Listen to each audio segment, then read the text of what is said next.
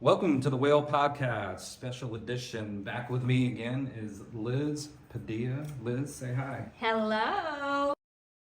Good to be back.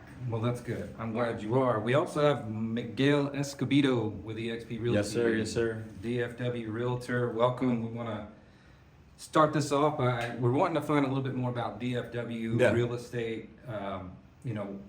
What's going on with that market, and a little bit about yourself. So Awesome. Tell me a little bit about your journey so far and what brought you into real estate. To real estate. So I've been doing this for, it's going to be 6 years in August. So it's been a while. I started when I was 21. I'm 27 now. So it's been a long journey, very hard, struggled a lot. Mm-hmm. The beginning years, I did so much real estate. Now we're doing really, really well. Yeah. And then what got me intrigued into real estate was that I actually helped my dad build houses. Okay. So we were out there in the heat, and I saw a couple real estate agents every once in a while, and I was like, you know what, I could do that, and now I'm doing it. So, and it's cool because I'm selling those type of houses that we were building. Right. So that really was the thing that intrigued me. Also, I was going to UTA, which is a local university here in Arlington. I was studying criminal justice, and then one thing they told me was that if you're studying criminal justice, you're not doing it for the money. Yeah. And, in the real world, you need money. So that kind of, it was a red flag for me. And I completely understand that, it's not all about the money, Sure. but there's a huge part of it. So after that, I kind of, stepped away a little bit from school, and I went to all my classes here and there. Mm-hmm. I barely passed. I was there, I actually did 3 years. I need 1 year more and I'll finish. My mom was like, want me to go back and everything. I guarantee she wants that on the wall. She wants that on the wall, But I decided, hey, let me just get my real estate license, and I haven't looked back since. Yeah. Been doing phenomenal. Mm-hmm. Have great mentors with my company, and that's how I kind of got started with everything. That's a pretty good start. Maybe your criminology degree come into play in the real estate market sometimes. Probably so. Negotiations, right? Negotiations are important. So I hear you. So one of the things that we want to know about is, just the Dallas market in general, right? Okay. So tell me a little bit about how the Dallas market has changed recently, and what are you anticipating for the future of the DFW market? Okay, so the DFW market. So everyone says Dallas, but I say I'm pretty lucky and blessed that I have two major cities right next to each other, right? So I have huge business opportunities in both cities. Huge. I say DFW in general. There's a ton of people moving here, which is crazy. You're talking about people from California, Chicago, New York. I have a guy coming this Friday from Germany. Yeah, that's wild. It's crazy, right? Yeah. So, And this I just had how Tell me. did you get in contact with him, or how did he get in contact with you? through my YouTube Germany? channel. Okay. Yeah, cool. so my YouTube channel has been key for people who are coming from out of state, because a lot of people need to see that information, before they get here. And so basically they do their research, they look me up on YouTube, they already know a lot about Texas and about the DFW area alone. But the market here, it's growing a lot. A lot of people are coming from other places. Sure. And then also not just that, but a lot of people here are buying houses now. Right. So there's a ton of opportunities, and people are taking those opportunities and actually using their capital that they're earning from those opportunities and buying real estate. Well, you guys are really fortunate too, where a lot of markets will get excited about maybe a little bit of a bump in a particular industry, but you guys are like the insurance capital of the world. Everything. Yeah. You go downtown Dallas, it's the Prudential building, it's all of that. So constant employment. Exactly. Toyota's just moved into Yeah. town.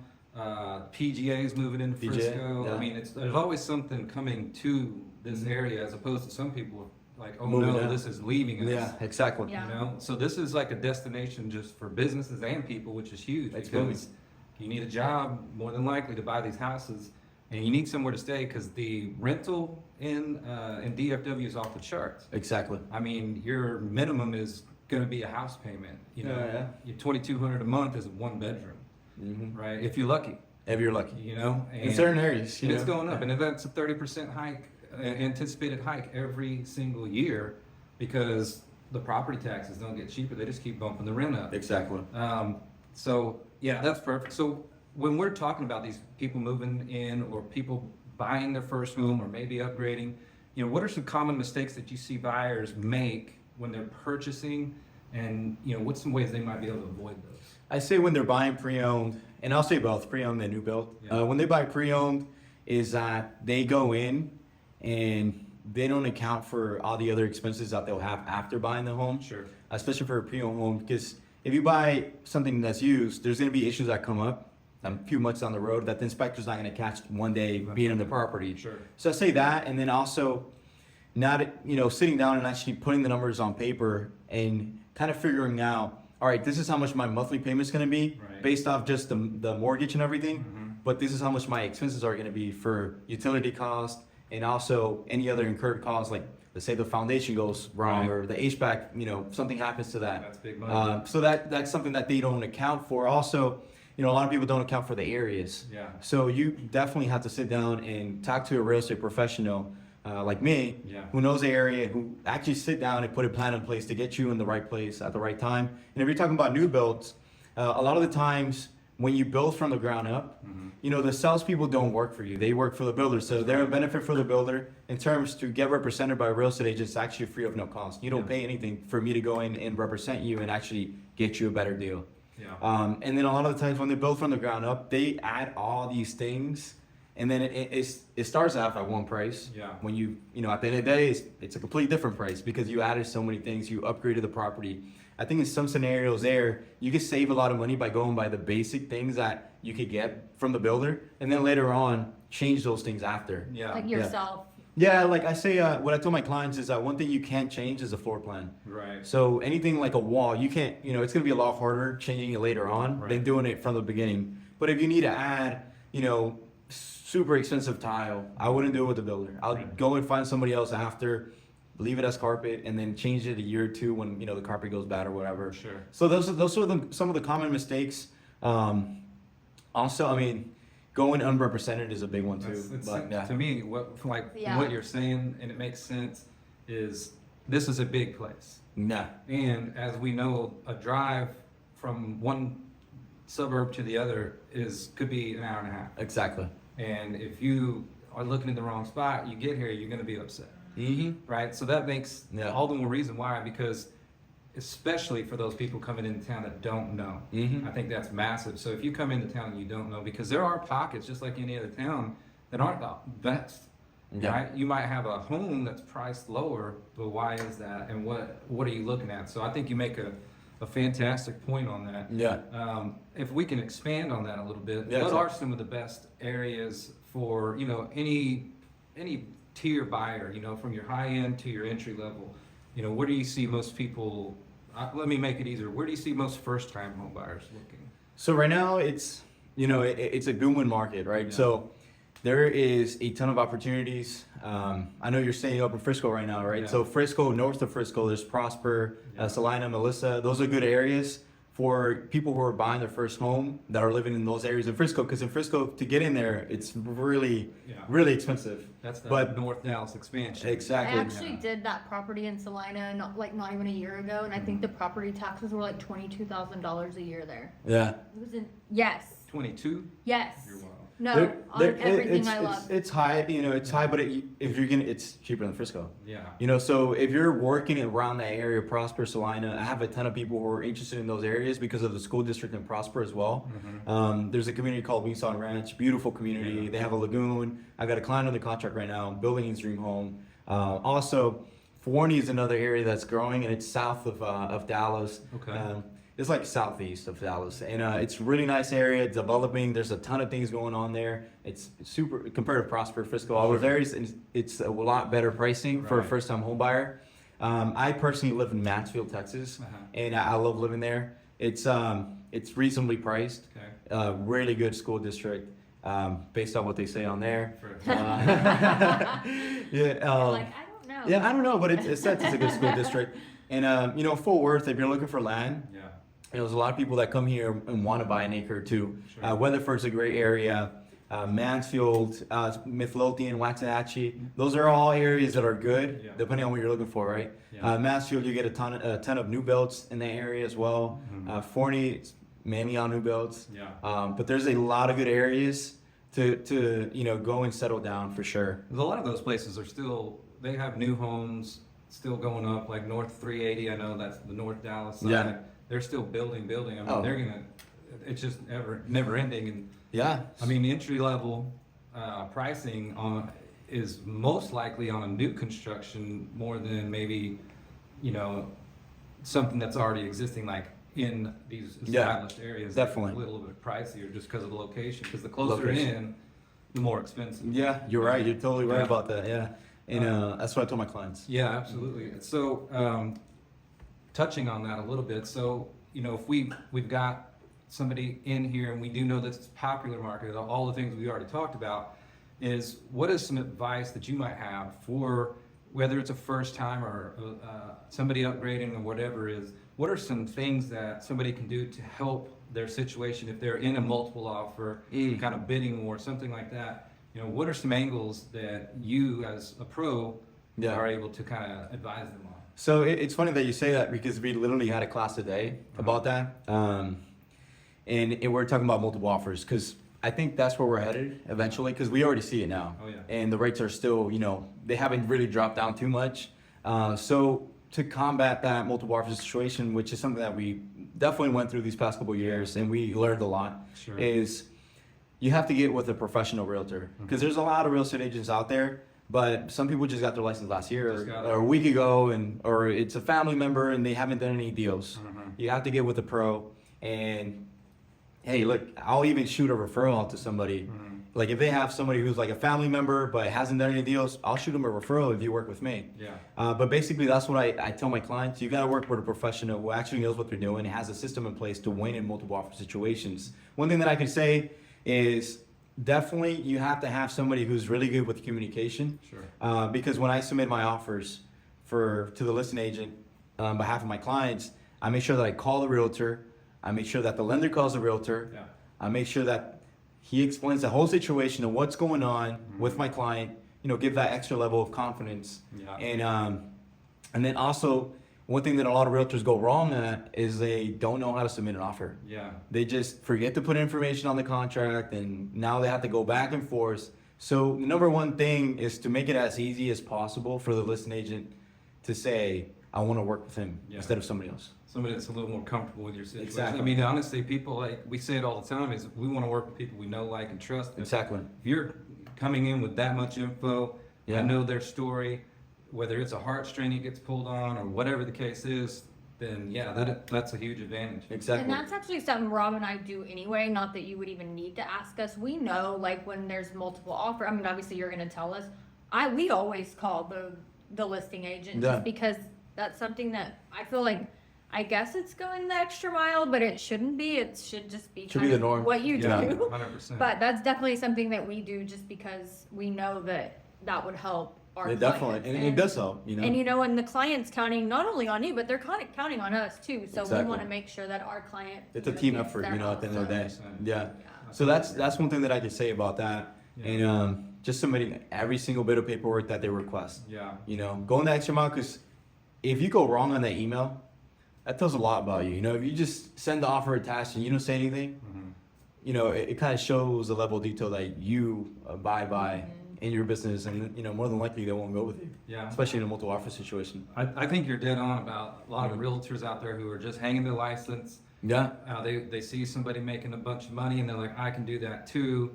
But the paperwork, the offer, the process, the repeat, I mean, there is a benefit because this isn't a refrigerator purchase. No. This is your big purchase. It's what most people save up for. This is the big one.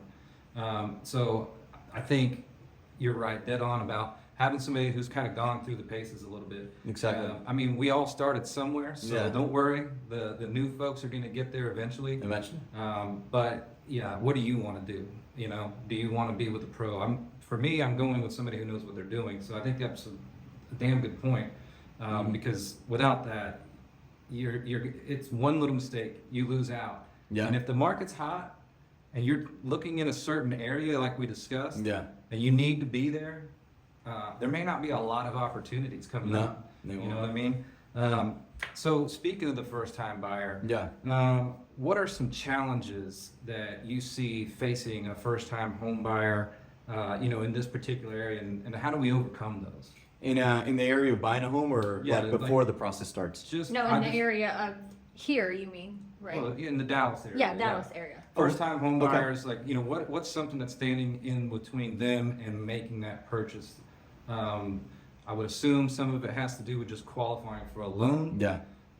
Which that's kind of our area where we work, and we definitely know we working hand in hand with realtors. You guys know some of the things we do to help get that. With just inventory, or what do you think are issues that stop? So, if you look at the numbers, we actually don't have enough inventory right now for Okay. buyers yet. It's not a complete, buyer's market. I say it's not even, it's a seller's market right now. It's still a seller's market. It hasn't changed.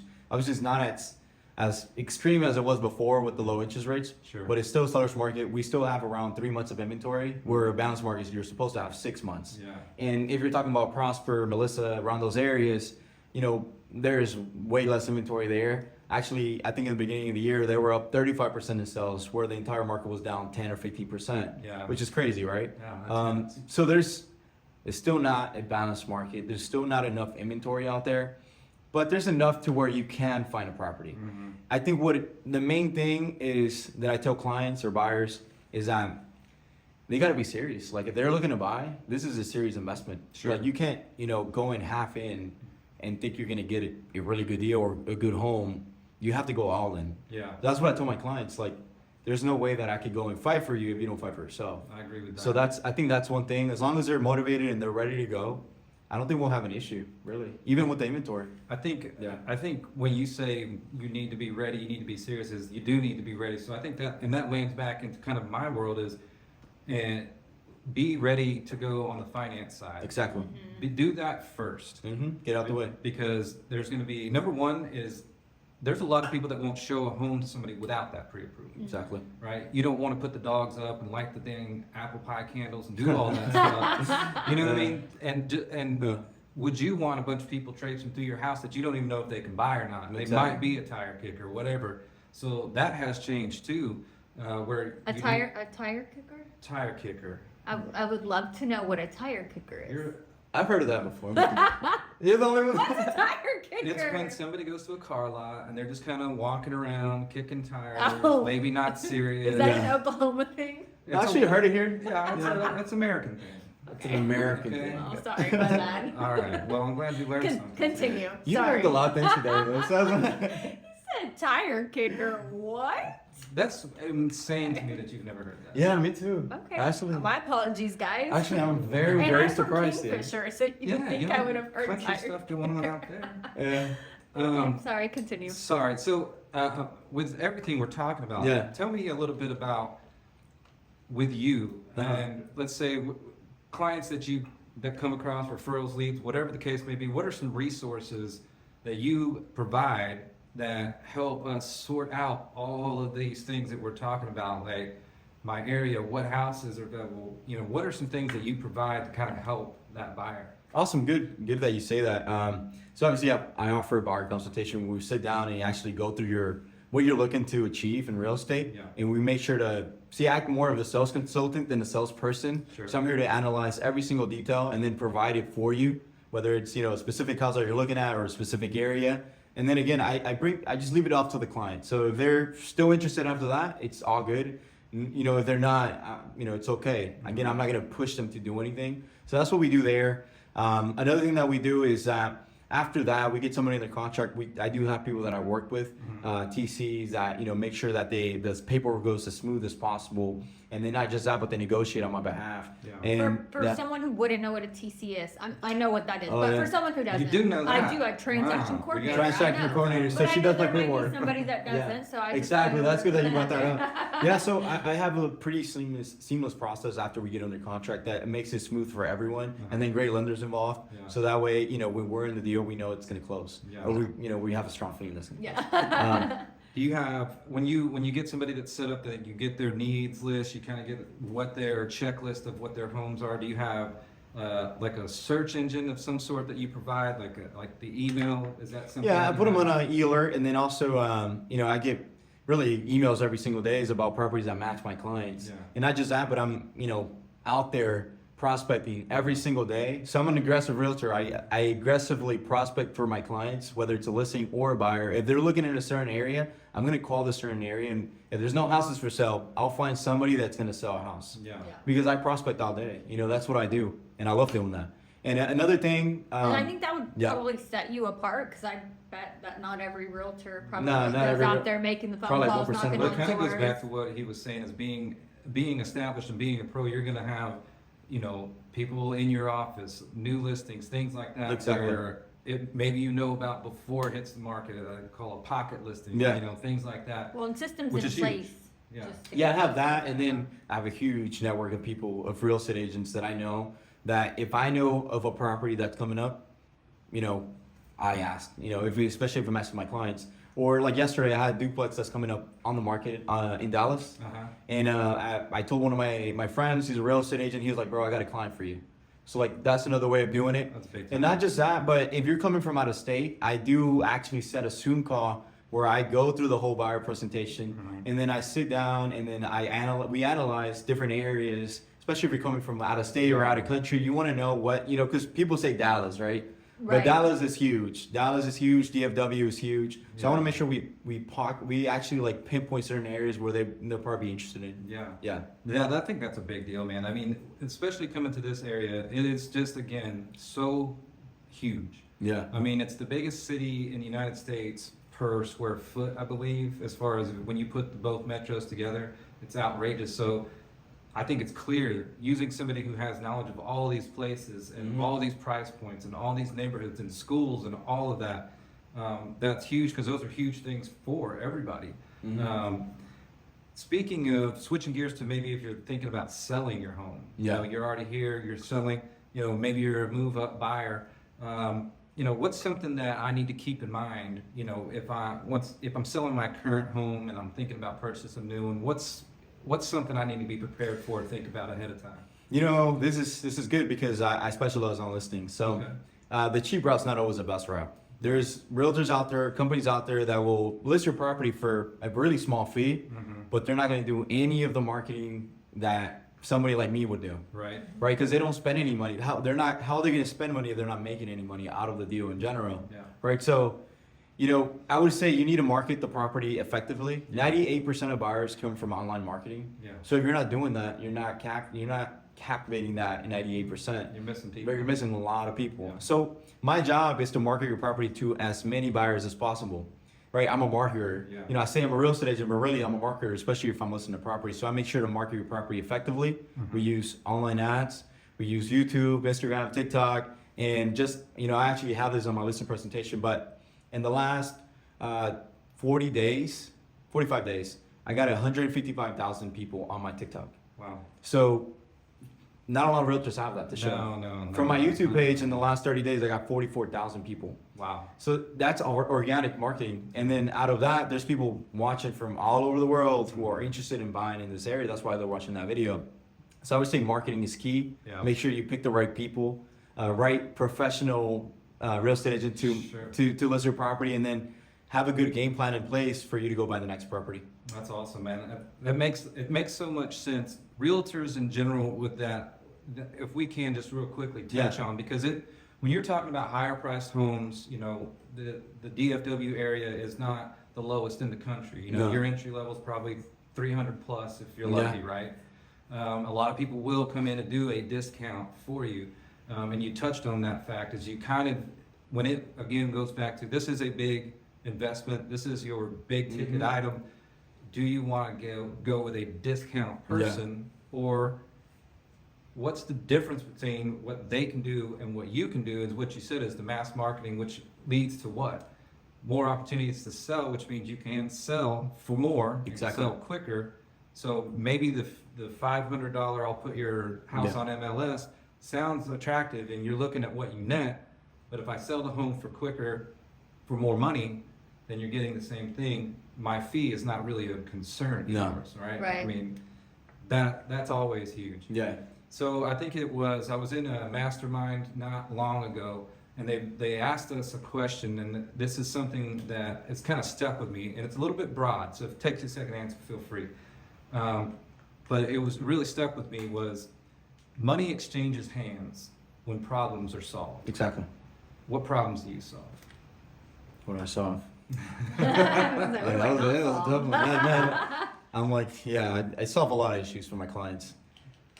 There is, man, you know, real estate is my life, right? So for my clients, that's a broad question. Yeah, no, because I know. every client is going to be different. Yeah. You know, every client has different situations that I need to solve. So I would say that I find out what I need to solve. That's what I do. I find out what it is that I need to solve, Mhm. and if I don't know, I'll bring it out and I find it, Yeah. and I make sure we tackle that, and I make sure we figure it out for my clients, so that way they go on their merry way and they keep moving where Yeah, they need that to go. individual attention, that treating everybody as a person, because everybody's situation. Yeah, You know, so I think the problem you solve is getting all of these things into one spot and making it a little easier and a little easier to understand and grasp when you're talking about such a big area Yeah. with all these options. Everything we've talked about sounds like that's the problem that you solve. that's a is- great question, Yeah. because that got me I didn't thinking. tell you that one ahead. No, you didn't. Hey, yeah, but that was a great question because it actually kind of reminded me of why I do this. Yeah. So that's awesome, man. I like That's that. Yeah. exactly right. Yeah.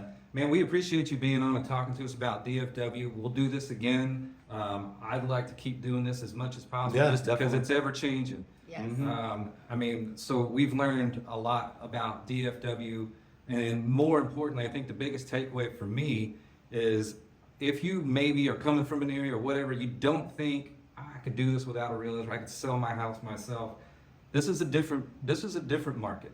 Yeah. Right. Having somebody that knows what they're doing, knows the areas, knows how to negotiate, knows the trends Yeah. is massive. Exactly. And I think that's what you answered for us today, man. I really appreciate you being on. Thank you Liz, so much. Thanks for learning today. Of course. I learned a lot of things. Let's try and use tired paper once today. I think I'm gonna not use that ever, actually. Well, either way. Again, man, thank you for Yeah. being on. Thank you so Can't much, wait till man. the next time. Liz, thank you. Thank you, Liz. Thank you so much for inviting me out. Yeah. All right, till next time. Let's go.